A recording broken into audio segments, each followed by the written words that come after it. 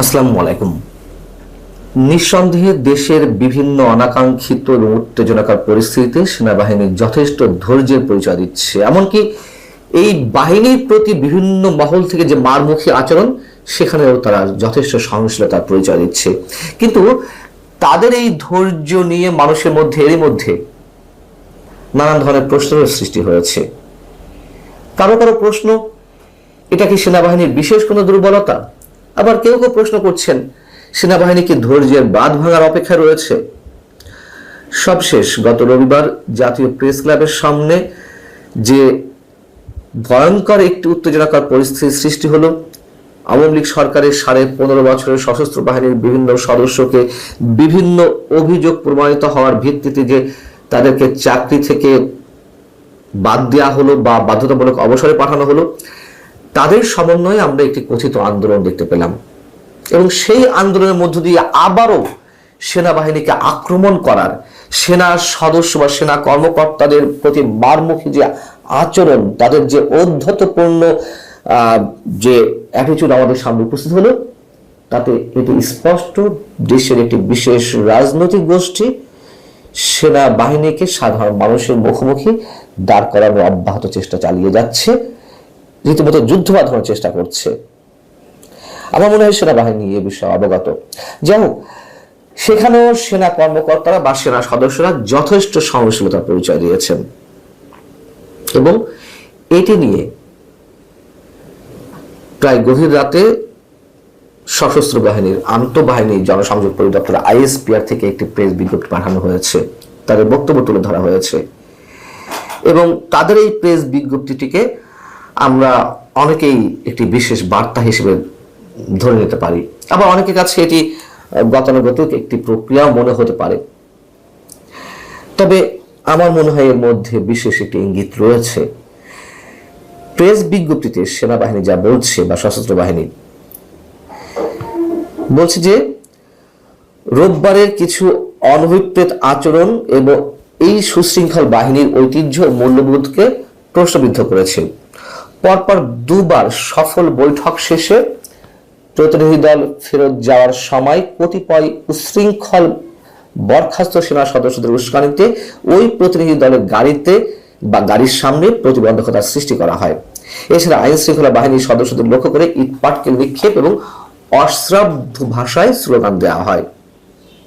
ISPR এখানে আরো বলছে যে দিন জুড়ে সেনাবাহিনী সর্বোচ্চ ধৈর্য এবং সহমর্মিতার সঙ্গে পরিস্থিতি নিয়ন্ত্রণের চেষ্টা চালালেও এক পর্যায়ে আইন শৃঙ্খলা রক্ষাকারী বাহিনীর কিছু সংখ্যক বিশৃঙ্খল সাবেক সদস্যকে ছত্রভঙ্গ করতে বাধ্য হয়। সব ক্ষেত্রে সেনাবাহিনী অত্যন্ত ধৈর্য, সহমর্মিতা এবং সংবেদনশীলতার সঙ্গে বিষয়টি বিবেচনা করছে। এখানে আরো বলা হচ্ছে সেনাবাহিনীর পক্ষ থেকে, যে কোনো ধরনের উস্কানিমূলক কার্যকলাপ, জনস্বার্থ বিরোধী আচরণ কিংবা বাহিনীর সুনাম ক্ষুণ্ণ করতে পারে এমন কর্মকাণ্ড কখনোই কাম্য নয়। সব ক্ষেত্রে সেনাবাহিনী অত্যন্ত ধৈর্য, সহমর্মিতা এবং সংবেদনশীলতার সঙ্গে বিষয়টি বিবেচনা করছে। আবারও তারা উল্লেখ করেছে, যা বলেছে যথেষ্ট সত্য কথা বলেছে ISPR, কোনো ধরনের ভুল নেই। সেনাবাহিনীর প্রতিনিধি দল বাধার মুখে পড়েছিল কিংবা হয়তো আক্রমণের শিকার হতে যাচ্ছিল, তারপরে সহনশীলতার পরিচয় দিয়েছে, সেটা আমরা নিজেরাও দেখেছি।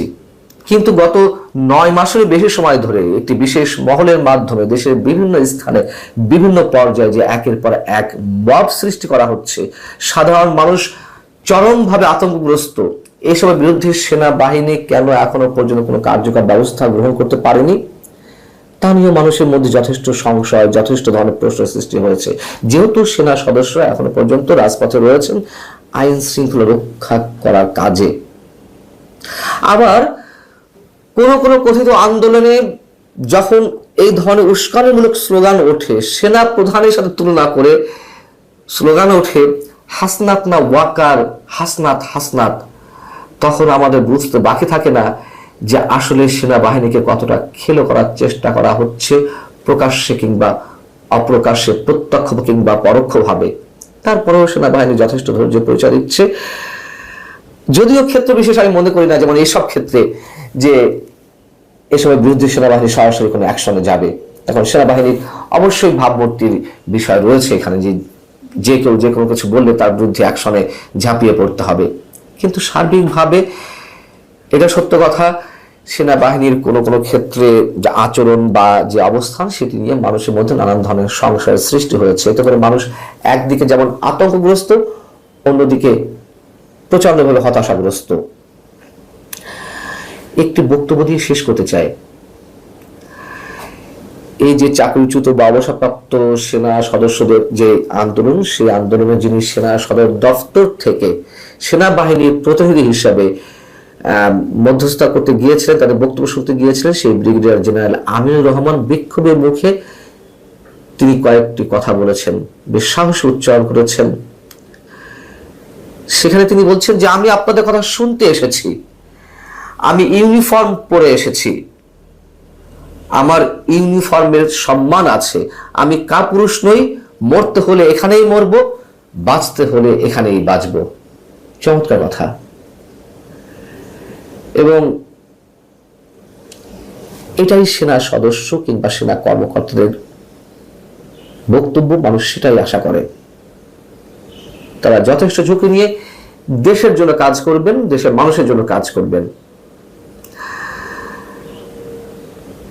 সেনাবাহিনীর যে বিবৃতি গত রাতে দেওয়া হলো, সেই বিবৃতিতে আমরা কি এখন ধরে নেব যে এসবের বিরুদ্ধে সেনাবাহিনীর শক্ত কোনো অবস্থানে যাচ্ছে? এটার মধ্য দিয়ে স্পষ্টভাবে বিশেষ কোনো ইঙ্গিত রয়েছে?